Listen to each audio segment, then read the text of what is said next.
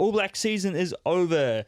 Might be a good thing or a bad thing, depending what your reaction to the All Blacks this year has been. Yeah. It's been a very interesting season. A lot of ups, a lot of downs, from sweeping a third string French side at the beginning of the year to keeping the Eden Park record at Eden Park against South Africa, to losing in Argentina to the first time, to losing to England for the first time in a very long time. But apart from that, winning every other game, a lot to talk about, and it all ended at the Principality Stadium in Cardiff as the All Blacks took on one of the worst Welsh teams in years. And despite that statement on the Welsh, they put up a very good fight. The All Blacks, however, were too good in the second half, something I haven't been able to say about the All Blacks for a very long time. I was very surprised by that. 52-26, the final score. Key points, Caleb Clark starts on the left and gets a double. Will Jordan on the right is substituted by Sevu Reece, who also scores a double.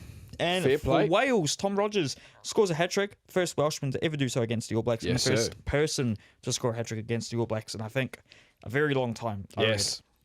So, quite a while. Dylan watched this game because he subjected himself to a 4 a.m. wake up. I wake up early on a Sunday morning to work anyway. But 4 a.m. is 4 a.m. is different gravy, mate. There may be people watching this who wake up for that every morning. Oh, of course. But this was this for you. This was a pretty tight game in the first half. Yeah, for the most part, yeah. This was a very rotated All Blacks team compared to normal. A lot of players getting their first real taste of the black jersey this season in the last game. Or at least in their rightful positions. Players who weren't in the team. Cam Roygaard was rested. Beauden Barrett was rested. Also, Leroy Carter was rested. Billy Proctor was rested. And you got to see Damian McKenzie playing at 10. Ruben Love getting, I think, his first proper start in the All Blacks at 15. Outside of the game he started against France. I didn't realize he played at 15 against France. Yeah, he did. I'm pretty sure he started the game against... It's been a long season. It has. But back in the centres, alongside Anton Leonard-Brown, who I think was his first start of the year, or maybe second, you had Rieko Ioane playing in his actual position of outside centre. You had Will Jordan on the right, Caleb on the left, like we said, and in the forwards, you had Scott Parker at 6. You had Peter Lakai starting at 7. Who did I say? Scott Parker. Scott Parker. Not Scott Parker. Not the manager from England. Simon Parker. Bit embarrassing being a Simon and forgetting another Simon's name. Come on, mate. Peter Lakai at 7 and Wallace Satiti at 8. No. Kadifi. It was Kadifi at 7. Lakai got the rest. Oh, Lakai got the rest. Oh, yes. Satiti at 8, and on the bench it was, in the Lucies, who was it? It wasn't Artie. No, it was Christian Leawilli. Oh, yes, Christian Leawilli called up for this one. Yes. You had Fabian. So you had Fabian Holland, Scott Barrett start. You had Josh Lord off the bench. Of course. And then you had Tamaiti Williams, pretty much our usual, at least this year, bench starting. So Williams, front row. Williams, Tokiaho, and you had Pasali Tossi in the tight head. So yeah, like pretty rotated squad. I think for the All Blacks season that we've had, there'll definitely be some guys that come out of this quite overhyped after this game. I mean. As it happens. Can I address a couple of things first, though? Okay. First of all, Principality Stadium is one of the best stadiums in rugby.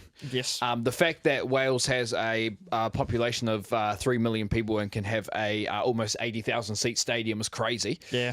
But it's awesome stadium. They put it up for the All Blacks haka as well. Turned all the lights off and the lights were only on us. That was freaking awesome. And the Welsh national anthem is one of my favourite national anthems to listen to. It's actually sick when they all get into it. And to be fair, with Wales being to their standards so bad for these last few years, to have the noise there the entire time and all those fans is freaking awesome. I do really hope they figure it out. And actually we could go off on a whole side tangent about how Wales got to this spot. And I think they'll get better. I don't think they'll get to the semi-final of a World Cup team, but the team is very young. Yeah. So I hope they get there. And they were missing Jack Morgan, their captain, I think they're missing a couple of guys as well. So I really do hope, because Wales being better at rugby, I think makes rugby better in general. Oh, that's with most teams. You know. Yeah. It's very true. Yeah. The other thing I have to say, first time the All Blacks were ever reffed by a woman, Holly Davidson, Yes, I who saw it. did a great job. I saw refereeing. most of the talk about the referee was praise, which is good. I think someone said all future international games should be reffed by women, which is probably not far off, honestly. But no, she did a great job. it's very, very great good job. to see. I think she definitely reffed another international earlier this year. I remember watching. I'm forgetting, or no, she probably reffed She the reffed women's, South Africa, didn't she? Yeah, or she reffed the Women's World Cup final or a Women's World Cup game. Because Well, she did a great job. Man. Absolutely. She did a great job. I can't yes, there was controversial calls. I think she handled them quite well, and I think they were right. There was the Will Jordan try that got changed. That she said was a try because she saw the ball down, but actually changed it afterwards. Even though the TMO said that there's not enough to overturn it, she was like, "Well, she pretty much said, paraphrasing, I'll be honest with you guys. There's a double movement here. We got this wrong." Oh, yeah. And she changed it herself, which at least she had, funnily enough, you the don't- balls to be able to do it. I was going to say, you don't see a lot of refs in general make that call on their own without the TMO. No. So it's a pretty ballsy thing to do, and Fair play. I do commend it, absolutely. Fair play. Play. If we're talking, let's go into some guys that play very well. We need Caleb Clark on that left wing. Yeah. We've been saying this for God knows how long. He's got to stay healthy. He's got to. That's the big thing. That'll be the big thing over the next 2 years. I think this off season and next preseason, it will be focusing on making sure he's fully fit. Big facts. Even if they have to rest him for the start of the Blue season to get him in the top shape, I'm happy for that to happen. The Blues will have someone who can play on the wing, I'm sure. Let's hope so. I hope so. But I'm really happy that Caleb's, it feels like every single time he's been entrusted with a starting jersey this year when he hasn't been injured. For the All Blacks, he's been the best player. I did read somewhere that someone said he's not good under the high ball. Are they on something? I think they might be. But it was That is ridiculous. It was really good to see him outperform Will Jordan on the other side, who has mostly been playing as a fullback this year. I will give Will Jordan credit here. This was his best game of the season, and it's not close. He has not been in very good form at all. Maybe the right wing is the place for him next year, but he kind of plays it like fullback anyway. It's like, if you do want to have Jordan on the right going forward, then who do you have at fullback? Do you have Mackenzie starting at fullback? Do you have Love thrown straight into it? Or because of all this talk of all the other different people in the centres, does Geordie Barrett return the fullback? And he is a prototypical fullback. He's got the height, he's got the boot, he's got the overall skill to be a fullback. But obviously, in that centre midfield, he is very, very useful. We said this off camera, and I'm only going to address it now because we've addressed this so much since we started this podcast. You can have like a guy like a Quinn Tupaia, like a Leicester there, like a Tavatawa Nawai there. Yeah. You need another skilled guy next to him, and that's what Geordie Barrett provides every single time. Absolutely. And we need that. So people recognise. Recognise game. But at the same time, at least in this game specifically, Anton Leonard-Brown played quite well. Yep. Rico Ioane proved he's a centre. Yeah. It only took them 13 he played games very well in the entire international season to realise that Rico was better off at 13 the entire time. And yes, we're playing Wales, but I think the point is proven. I've said this to you. I'm going to make this bet right now. Well, nothing's on the line. That our centre pairing, I just honestly still, especially if he has a fantastic season at Leinster, is going to be Geordie and Rico. I find it really funny how we went through. Well, I think this is what the year's not in the World Cup before. Yeah. We went for the whole year trying out other centres, pushing Rico back onto the wing, and we're probably going to end up next season with Geordie and Rico starting in the centres again for the All Blacks. I mean, Quinn, don't get me wrong, Quinn has played great to end this year. And that's not a disservice of Quinn. Yeah. But you could have Quinn and Geordie over there. If it's not... I wouldn't... If he stays in this form, I would not argue that. If it's not Geordie and Rico next season, it's going to be Geordie and Quinn. And I'm very happy with that. But Quinn, Leicester, and I need to see Tawatawa Nawai play in the centres. But those three And Proctor. and Proctor, sorry, those four. Like the thing that Rico makes him start now, which is crazy to think, is defensively. Yeah. He defends a wide channel extremely well. And when that's the difference there. Pretty much what I'm trying to say in many words. Defensively, that's the difference there. It was always very Absolutely. underappreciated, and you can tell because of how we've conceded a lot of tries this year. Is it because you didn't have someone like Rico Ioane in the defensive line, or you had him in the wrong part of the defensive line where the impact wasn't going to be there? Yeah. And I said this as well, and I'll say this on there. Leicester played some good games, but I think they got quite inflated.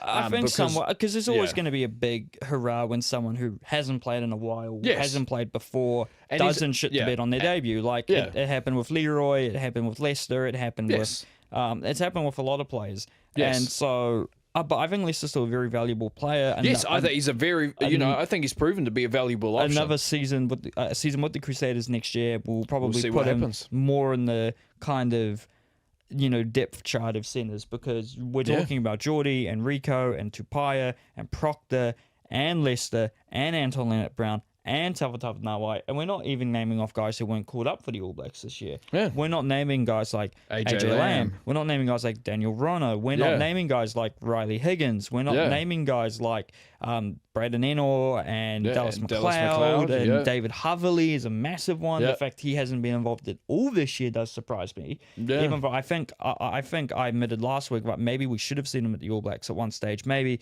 post-Geordie injury maybe would have made a lot of sense. He's the, even though I wouldn't have him as an All Black, to be honest now, but he is another guy he's another skilled guy.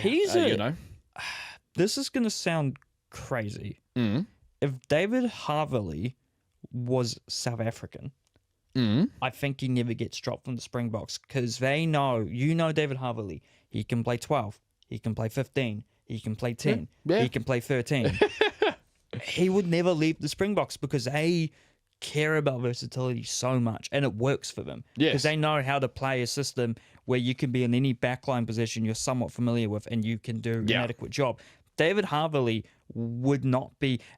If he was in the Springboks, if he was South African, he would never be dropped. Because I can see that. He can cover all those positions. Maybe we should... Because I know he's in his early 30s now, and I don't know what his plan is after next year, because he's still with the Crusaders.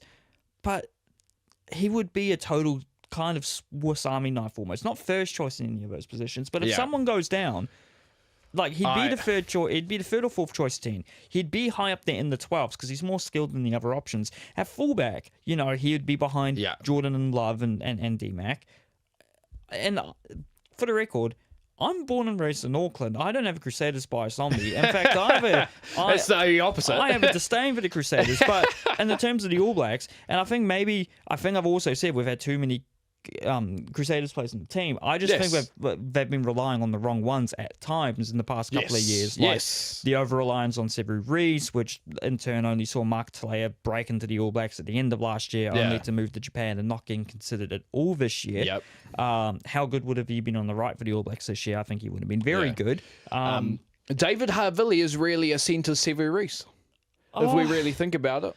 I don't know, but I don't feel like David Haverley, compared to Sevu, has had that many chances in an All Blacks jersey. Not recently. No, not recently. Not recently. He did. But there's a reason why. But all of those were a while ago now. I don't even think he really got he never. He was at the World Cup, but I don't think he played many serious matches. Although he may have started against France, if I seem to recall that, but. Well, let's sum it up by saying we've got options. If he is as good as Super Rugby next year as he was this season, then I think he has to have another look, because he was very good at Super Rugby level this year. He was very good. He was captain of Crusaders. He was really good. So I think if he does do well at Super Rugby level again, then maybe he does get looked at, because we don't know how the other centres who are kind of just bursted back onto the scene are going to play. Proctor and Tawatawa Nawai's stocks as centres will probably be the most prone to Yes. missing out next season because I think Tupai is rubber stamped himself. Leicester is a Razor faithful, so he will be rubber stamped. Rico, I don't know if he'll be available for the. Oh no, he will be because Geordie was. I don't remember Rico's status. He'll be in the squad at some point. Geordie will obviously be in the squad at some point. Will any of the other centers, like Haverley, who weren't called up, get the chance again? We will wait to see. I mean, you think about it now. Proctor, Tavatava Nawai. I think that Those guys, that's going to be the positions there. absolutely, because I think if you're looking now, Geordie is the number one centre. Depending who you ask, I in my opinion, Rico's still in the top three for New Zealanders because I'd have him with Quinn, and then you have Leicester, and you probably have Leonard Brown, and then you probably have Proctor in and around them as well. Yeah, not too far away. Leonard Brown's playing in Japan next year as well. He is. That's right. So we'll see. It will just be a nice little sabbatical for him. Yeah. It probably does a little bit more harm than good in terms of his depth because he won't be in Super Rugby. Same with Rico, but Rico will be in Leinster, probably making European Cup finals. So you'd think that there will be probably publicity around Rico. Yeah. Just I don't think Leinster will play him on the wing. I bloody hope not. I don't know if the game in Europe would be more suited to him being on the wing though. I am thinking maybe because he doesn't have that same pace. I don't know if that's as required in Europe or even if it's a thing here. But you'd expect him to hopefully be in the centres. I don't think it's any other positions either than centre and wing where you could realistically play him. Yep. But yeah, centre next year is going to be a very interesting conundrum. Extremely the centres interesting. played very well today. In terms of other players who played in this game, Mackenzie at 10 seemed to I'm gonna go on a bold claim because of course we've been very critical of Mr. D-Mac. I wouldn't say critical. Yeah, but you get my you know. If he can play 10 like he did against Wales and like he did against Australia, not doing too much, playing his game, stuff like that, that's a starting 10 I don't mind. Yeah, I think if he Problem is, doesn't always play like that. No, because some games where he does try to be calm and then he just doesn't do anything. And it happens to Super Rugby in big games. Yeah. It's happened with the All Blacks before. Because we need that accurate kicking. We need the accurate kicking. 10 from 10 against Wales is I think crazy. If Geordie comes back, he'd be also a great goal kicker as Yes. well. I don't know much about Ruben Love's kicking. And Ruben Love played at fullback in this game. And from what I saw, he scored a great solo try at one stage. He's still very much learning. He's only 22, 23, maybe 24. So he does need to get the game time. I said to my dad, and my dad was very much like, I'm still not sure if he's an All Black. I think he is. But I said to my dad, I was like, if he can, and we've said this on here as well, if he can get become a better decision maker. Yep. Like, because you can see flashes of it. If he can become a better decision maker, then he could actually turn out to be the playmaking 15 we've looked for years. Absolutely, I think there's a potential to do that. And I think he needs another strong season with the Canes. He'll have Geordie back with him. He'll have a quality 10 in Brett Cameron. He'll have plenty of other. And by the way, he is a fullback. People, he is a fullback. Yes and no. I think if his decision making and game like playmaking gets to a point where it's a lot better, then I think you have to run him at 10, especially considering the All Blacks just don't want to develop another 10 at the moment, and also the Super Rugby teams themselves don't really seem to be developing young 10s apart from partially the Chiefs of Jacob. The Crusaders have Reihana. Out of all the teams, the Crusaders are actually developing the young team, but Reihana is obviously only a placeholder for Richie Mo'unga. Yes. The Highlanders will have Josh Jacob in 2 years. The Chiefs will rely on Damien McKenzie. The Blues have Bowden Barrett. Stephen Perifet is about 28, 29. Yeah. The Canes have Brett Cameron, and they would have Harry Godfrey if he wasn't injured. Yep. And the Highlanders currently have like Tane Robinson still there, I think, and Cam Miller. Yep. But look, I think give Love a chance at 10 when it makes sense. Don't throw him into the deep end. Don't do it when it's not going to work unless there is no other option. But it was good to see him and McKenzie playing well. Yeah, he played. I wouldn't say he played great. He played good. Yeah, he played good. Yeah, he played and good. He got a nice little highlight reel try as well. Which... The one thing I did question was, we've talked about this guy before. I did question Wallace Atiti getting player of the game. I think it's a vote by people. Yeah. But I did question it because, yes, he was great with the ball in his hand once again, but it's the extra work outside of it. And there's a reason why Lakai started those big games in Europe and he was coming off the bench. It's because when it goes to needing to do that work, I think he goes missing. Satiti is probably that good player to have off the bench, not because he's going to be better at the breakdown off the bench or whatever, but he is going to be that higher energy loose forward. He's going to come. You have that running at you when you've played for 60 minutes. Yeah, tough. And if we or any other, if we're able to somehow replicate what the Springboks do with having a bomb squad, if you had two loose forwards coming off the bench, someone like Satiti who is like just going to be a nuisance, and then you had a more breakdown specialist, like almost like a Kiddifi or maybe a Lakai if he wasn't starting. Yes, that would be absolute game killer. Yeah, you could see that for the other teams, honestly. Or this would maybe happen if you start Tupou Vai'i at 6, because then you can probably have two locks coming off the bench, two Lucies come off the bench, because you just bring them on for one of the many locks. Yeah, you know.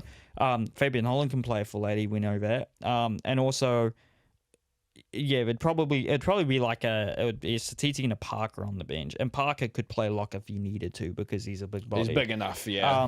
But the Lucies, we're stacked for options at the moment. Next year's going to be even tougher to see if anyone can break in or if anyone falls out, because it is really tight in that loose forward room at the moment. You have Artie, you have Lakai, you have Satiti, you have Parker, you have Jacobson, and then you have and Kiddifi, and you have other guys on the fringe like Blackadder, Papali'i, Fino, even other guys like Sotutu's very much on the frame, and then all the Crusaders guys.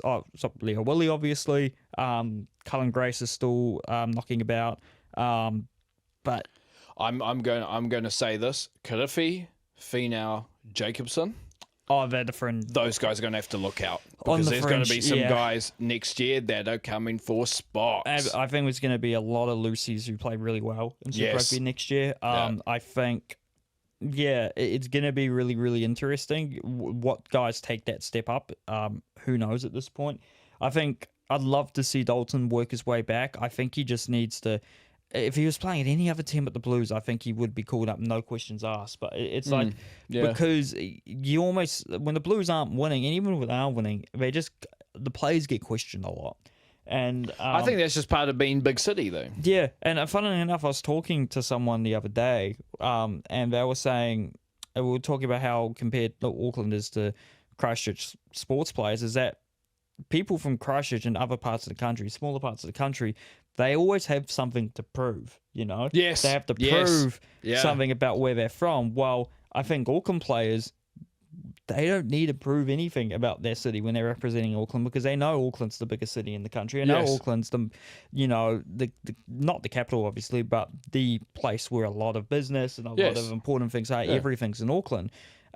So that's the comparison between representing Auckland and representing Christchurch. Yes. And obviously Christchurch has gone through a lot, probably compared to Auckland, and it's the same with Christchurch getting bigger though.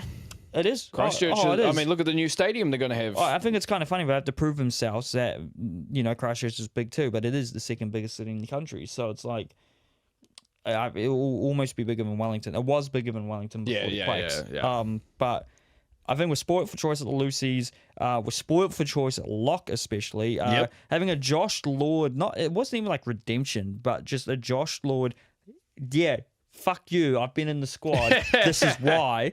It kind of shut up a lot of us, including us, which is great because we have Barrett, we have Paddy, we have Tupou, we have Holland, we have Darry, we have Lord, we have other players I haven't even mentioned who wouldn't be too far off, like Arkoi, and even like Josh Bear, and probably the likes of Shalfoon, and Walker Leawede as well. Walker Leawede as well. There's so many options. And locks. I mean, the front row, I think, is getting better and better. Hooker, maybe a little bit, just as the season, it was probably a little bit light in some areas, but that was due to injury.